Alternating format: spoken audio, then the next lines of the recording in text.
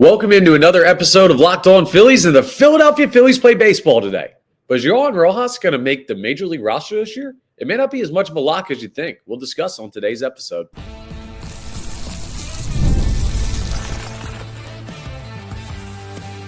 You are Locked On Phillies, your daily Philadelphia Phillies podcast. Part of the Locked On Podcast Network, your team every day. Yes, this is Locked On Phillies. I'm your host, Connor Thomas. Thank you so much for joining us today. We come to you as part of the Locked On Podcast Network, your team every day.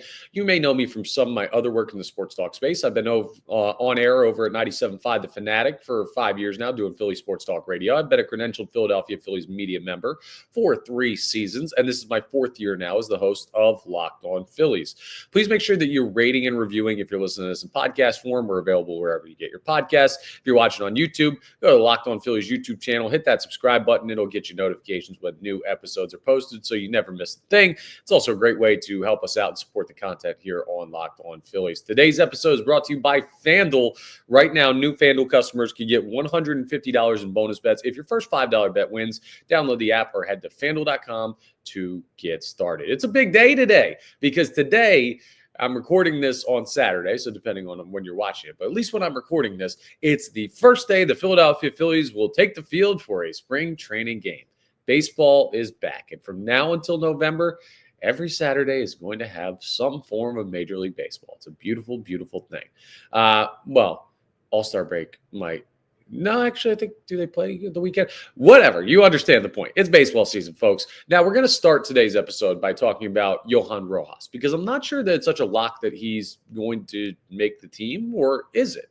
We will discuss, because there are conflicting principles out there when it comes to how to build this Phillies roster out. We're also going to talk about the first lineup of the spring and some takeaways from that, who you're going to hear about playing today. Now, tomorrow's game, Sunday's game, is televised, but this game at least will be the first time to look at a box score and know that the Phillies are playing, or maybe you're down there in Clearwater. And we're going to round out with our off-the-poll results for our question that I put out after last episode on the Major League Baseball ABS robo-ump type of conversation where the people feel they are on that. But let's start with this Johan Rojas thing, right?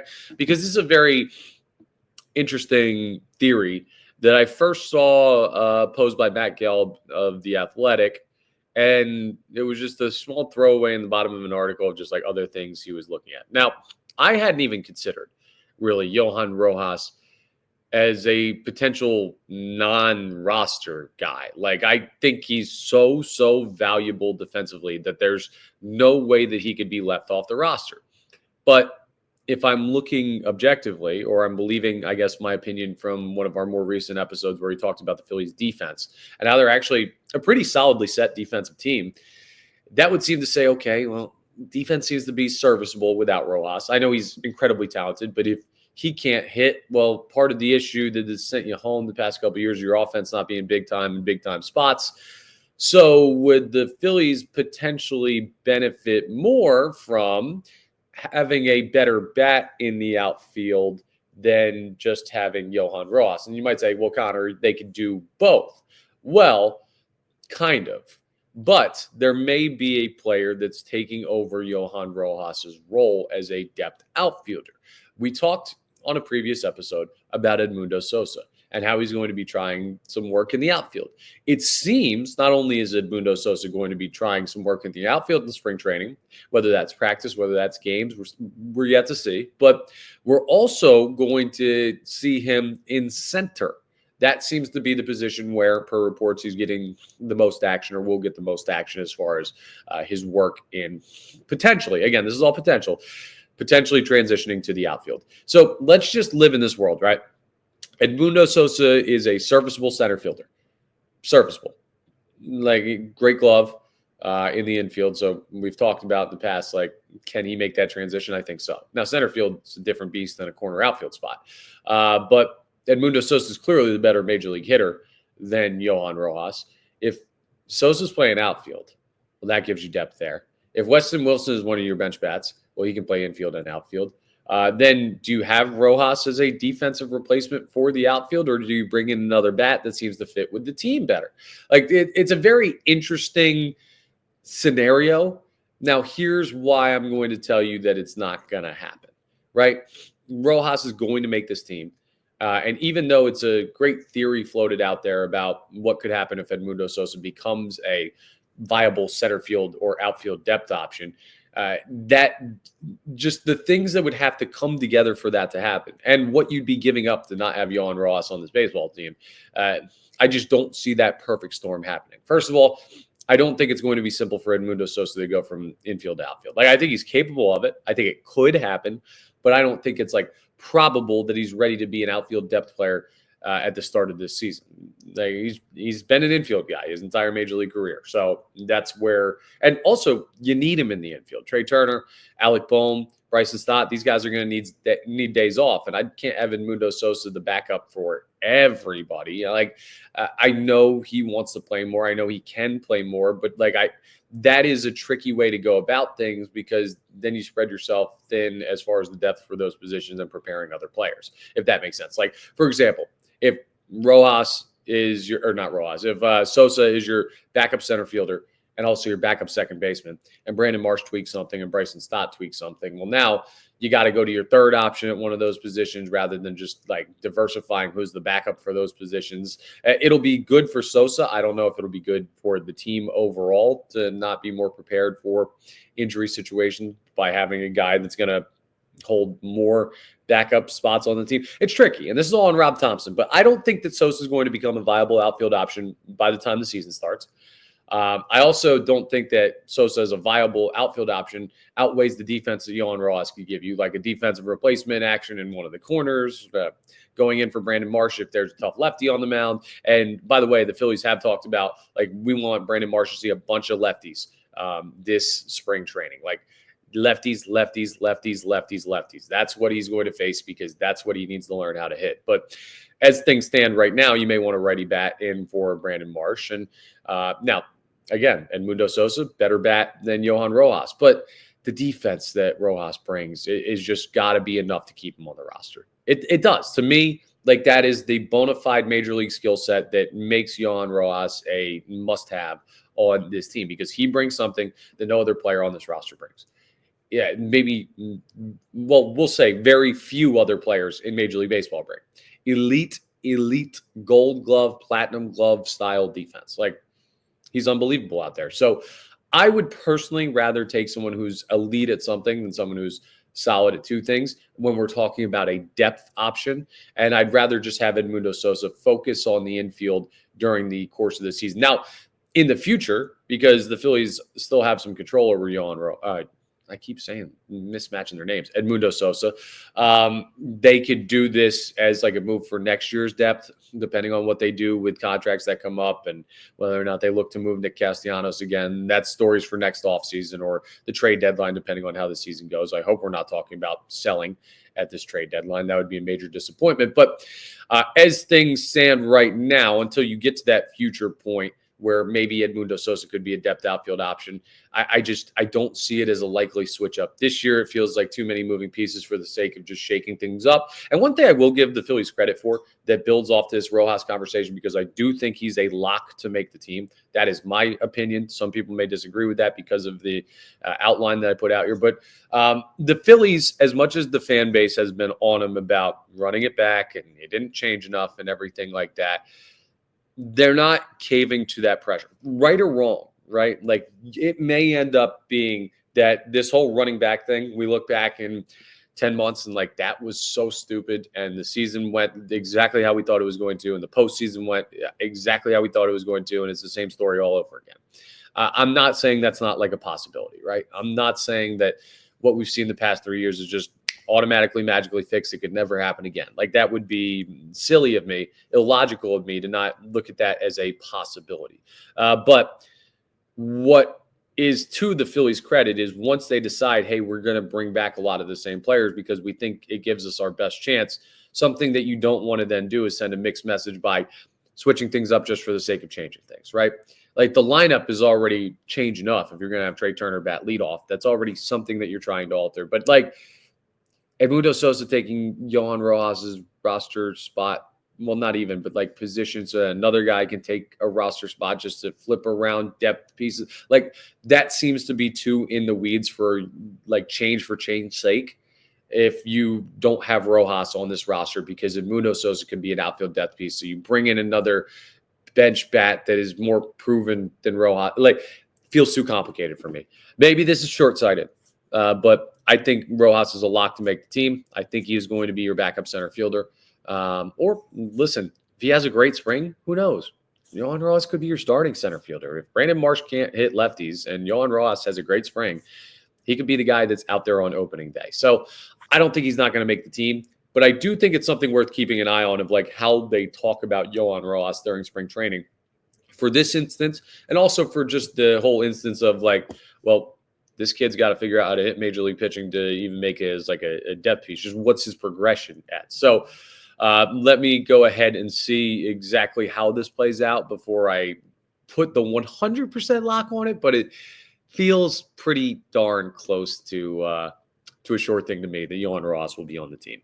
Something else that is a sure thing is the Phillies lineup for the first action of the spring came out this morning. And to see that graphic and just with Clearwater in the background and the sunny Florida sky, and I believe it's Bryson Stott in the front of the graphic for today's lineup, and it is like, it's just a beautiful thing. Baseball back, a starting lineup for the Phillies. We'll break it down next and kind of the interesting takeaways of the first lineup of the spring, which we know is not anything all that crazy, but it's still fun to do now that baseball's back. We'll discuss coming up as we continue today's episode of Locked On Phillies. All right, let's talk about FanDuel first, though, because when the game tips off, the NBA action is just getting started. And there's no better place to get in on it than FanDuel, America's #1 sportsbook. With FanDuel, you can place live bets throughout the game. So even if you miss the opening tip-off or want to bet on a fourth quarter comeback, you can stay in the action. If you're looking for a bigger payout, you can even combine your live bets into a same-game parlay. I love using FanDuel's live betting stuff. Their feature on live betting is so great because it keeps me engaged every moment of the game. I don't have to get in on stuff right from tip. And I don't have to do it before the end of the first half or anything like that. Like, I can bet something in the fourth quarter if I just flip on a game. I can also get a feel for a game before I have to make a wager. It's a great way to bet. It's also a great way to be engaged multiple times throughout the game. So right now, new FanDuel customers can get $150 in bonus bets if your first $5 bet wins. Just visit FanDuel.com to join today. That's FanDuel.com for your shot at $150 in bonus bets. Make every moment more with FanDuel, the official sports betting partner of the NBA. So we have the first lineup of spring training, and I am very, very excited because this is the moment where baseball season starts to feel real. Now, the real moment, of course, is going to be opening day in Washington against the Nationals, but just seeing a starting lineup, it's been a long, long time since I've been able to read one of these.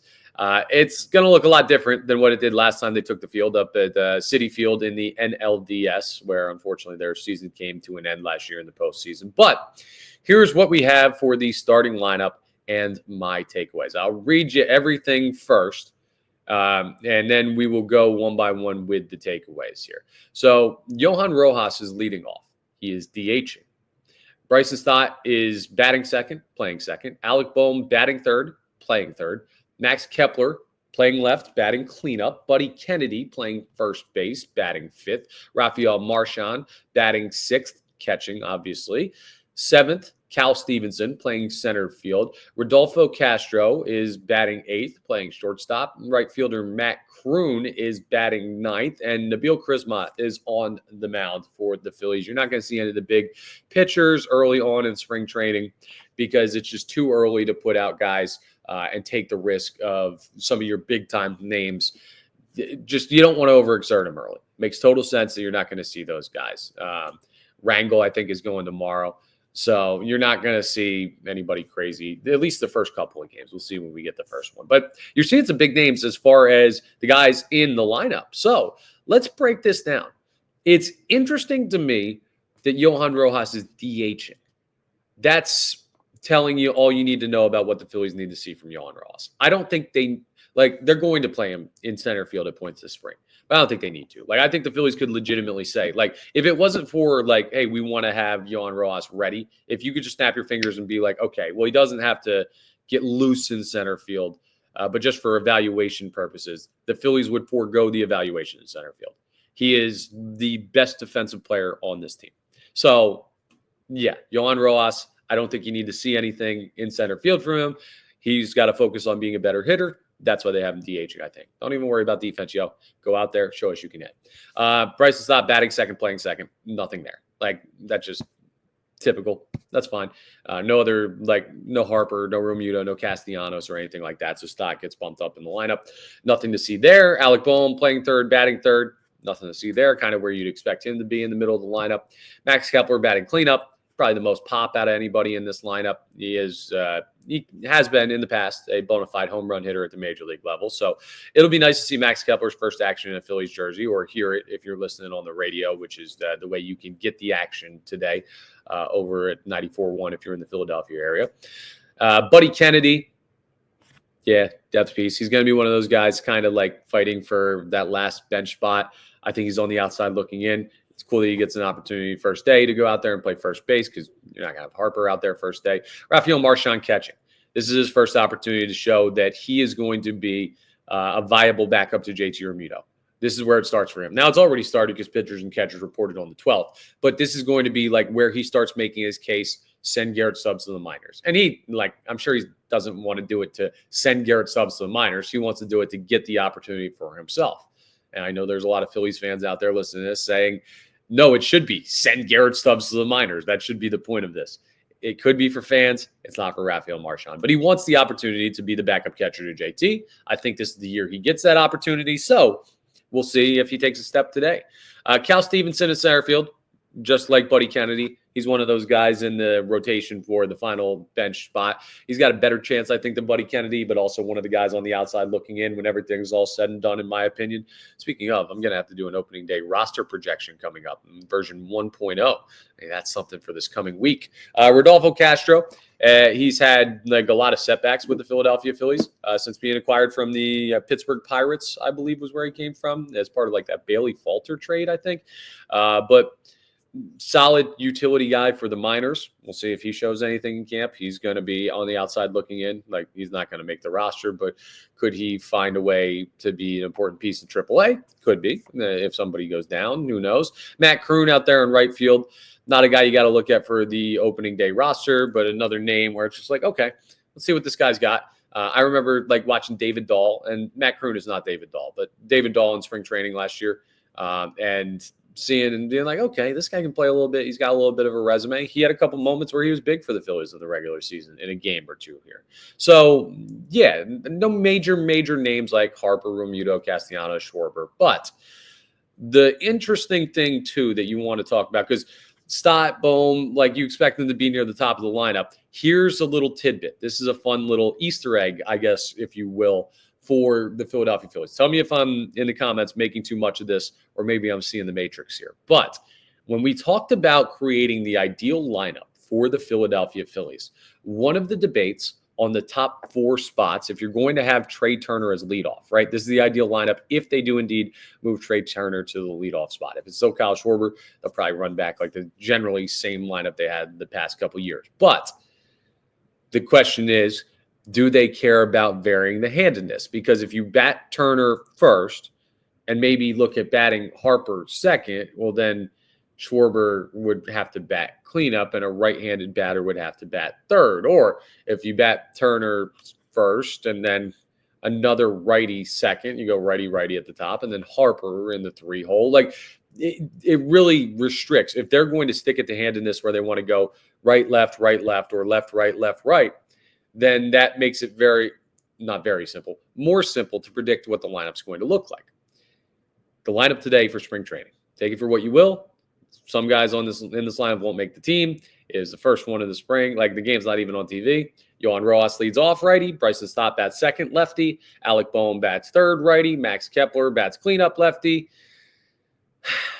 It looks like they're going to do the whole varying handedness as much as they can. So that seems like it's more likely that it's Turner bats leadoff, Harper bats second, Castellanos or Boehm bats third, Schwarber bats fourth, Castellanos or Boehm bats fifth, Stott bats sixth, Realmuto bats seventh, Marsh bats eighth, Kepler bats ninth, or vice versa.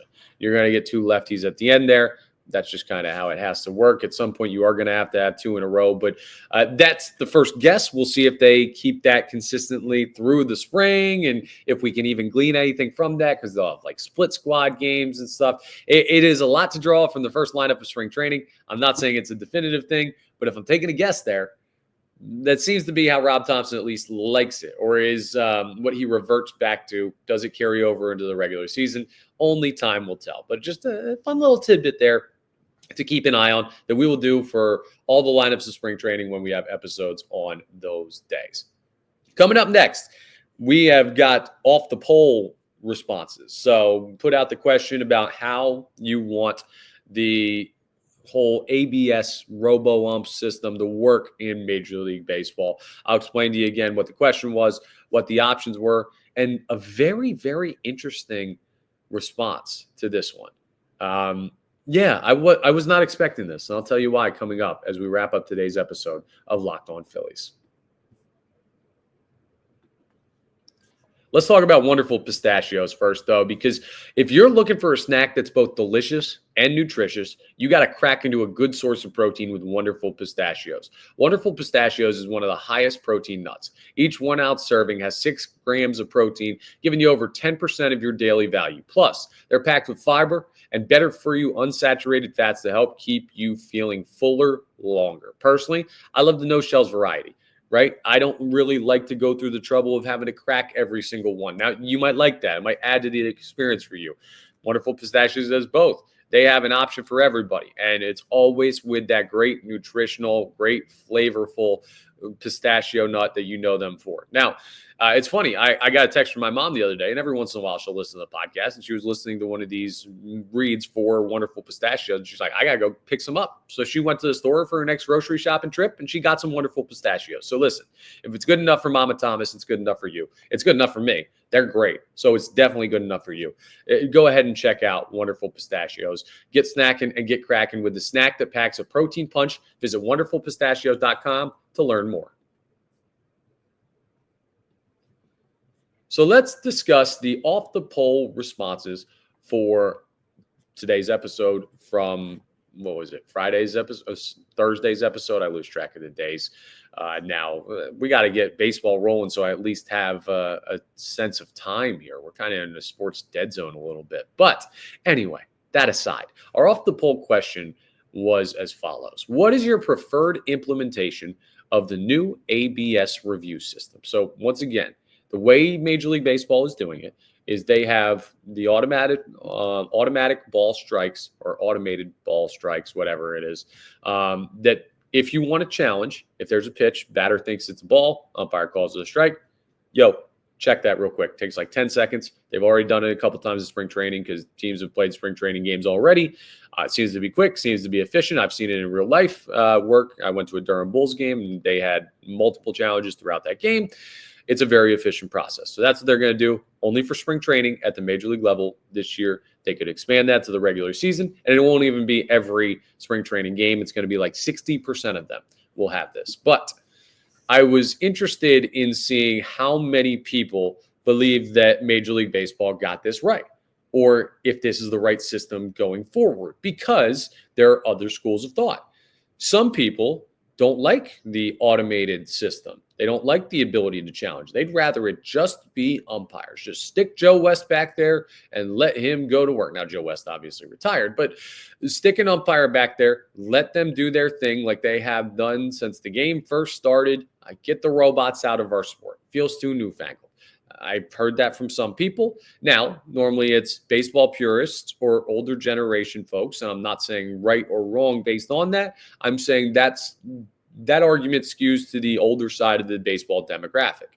Now, there's also this argument for full robot umpires. Get rid of umpires altogether. Get them out of the game. They make too many mistakes. This automated system is like 99 point whatever. Correct. So it's very, very close to 100% accurate.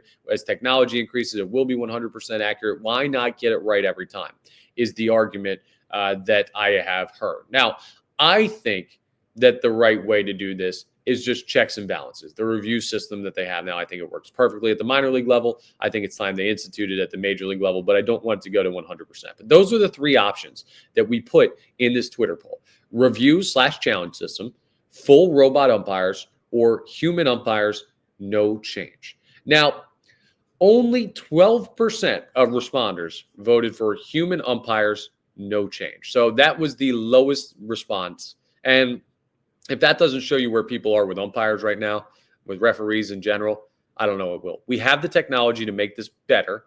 We don't need to use the technology like crazy to take over the whole job. But if you're just leaving guys out there to make the wrong call without the ability to challenge it with technology that we have, I think that's short-sighted. I think that's too this is how it's always been, so we're not going to try and fix it type of thing. I think baseball can be improved by doing this. So that is why I assume that is the smaller part of the response percentage, but not far ahead of it at only 15%.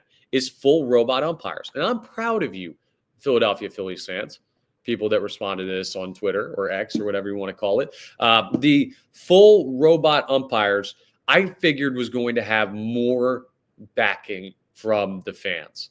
I thought more of you out there were going to say, yeah, just let's get it right every single time. And to me, that's not baseball, right? Like, I don't want umpires to get calls wrong.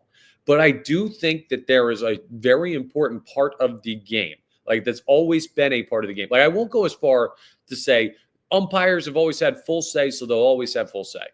But I'm also not going to deny that there are parts of the game that have existed for a long time that can be changed that I don't think should. And one of those things that's beautiful about the game, and I don't know that, well, I don't want to say that because I never want to sound like you can't appreciate this unless you played at this level or did this thing. But I will just say from my experience of pitching collegiately and pitching in semi-professional league after school, after I got done college, there is something beautiful I've always felt about like finding an umpire zone, working an umpire zone, pitch framing, tunneling your pitches so that you can get into a situation where not just fooling batters, fooling umpires into calling strikes. Like, there is a point of deception and there's a fine line between it. Just like in the NBA, like there are times where you can draw a guy into fouling you.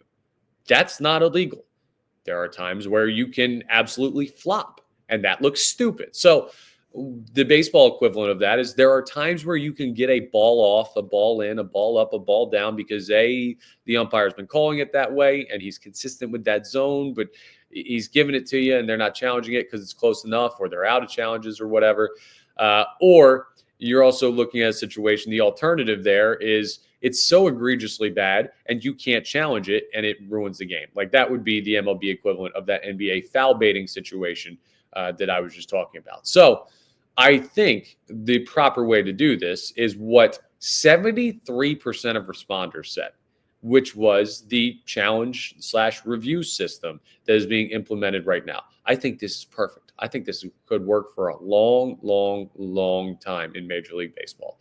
Like, I don't need robot umpires. I just need checks and balances on the human ones you have out there. I need more, like, not repercussions, because I don't want these guys fired if they miss a ball or a strike call. But like, it's so simple to be able to get this right. It's so simple to be able to just like tap on your helmet and be like, yo, check that. And they check in like 5 seconds and you move on with the game. Like, it's going to be so much faster than the average challenge of like a normal play in baseball. Like when you get a manager's challenge, this is going to be significantly faster than this. They're not going to go to the headset. They're not going to walk over and stop the game. They're literally going to get it to them in like 5-10 seconds. Like, it'll be very, very fast. So, or at least ideally, that's what it's been in minor leagues. It may take a little bit to get there in spring training with major league players because they don't really know the process yet. Same way the challenge took like a second. The pitch clock took like a little bit. But like once this really hits its stride and when they implement this in spring training, and then hopefully in the future when they implement this in the regular season, like it will be lightning fast. It will save like absolutely awful calls from happening from umpires on ball strikes, which should be taken out of the game. And it will also still leave a little bit of wiggle room for pitch framing, for like guys working the zone, for hitters understanding a umpire zone as well, like knowing, hey, this may look like a strike, but I don't think he's giving inside corner today. He hasn't all day. So I'm going to let that one go until he calls it. And maybe the pitcher doesn't challenge it or whatever, or the catcher challenges. I don't know who the onus of the challenge falls onto for position players. Yeah, this is not just the hitters can challenge, right? Pitchers can as well. It would be unfair to just give one way or another rights to the guy, just to the batter to challenge, but the pitcher can throw a ball right down the middle. The guy can call it a ball and he can't say anything. Like, that wouldn't be fair. So we'll see how it plays out. But I think those are great responses, and it's a great level of response for the review challenge system. And I'm proud of you, because that's exactly where I stand. Not saying I'm always right, but I do think I'm right on this one. That's all for today's episode of Locked On Phillies. Again, Phillies play baseball today. You can hear it on the radio, so go ahead and check it out, 94.1 WIP. Kills me because they're a competitor for my regular full-time day job at the Fanatic, but they got the games. They do a great job with the broadcast, so go ahead and check that out. Again, please make sure you're rating, reviewing, hitting that subscribe button on the YouTube channel here on Locked On Phillies. Really helps us out. I'm part of the Locked On Podcast Network, your team every day. Phillies play baseball today for the first time in months. Even though it doesn't count, it's a beautiful thing. And I will talk to you on Monday on our next episode of Locked On Phillies.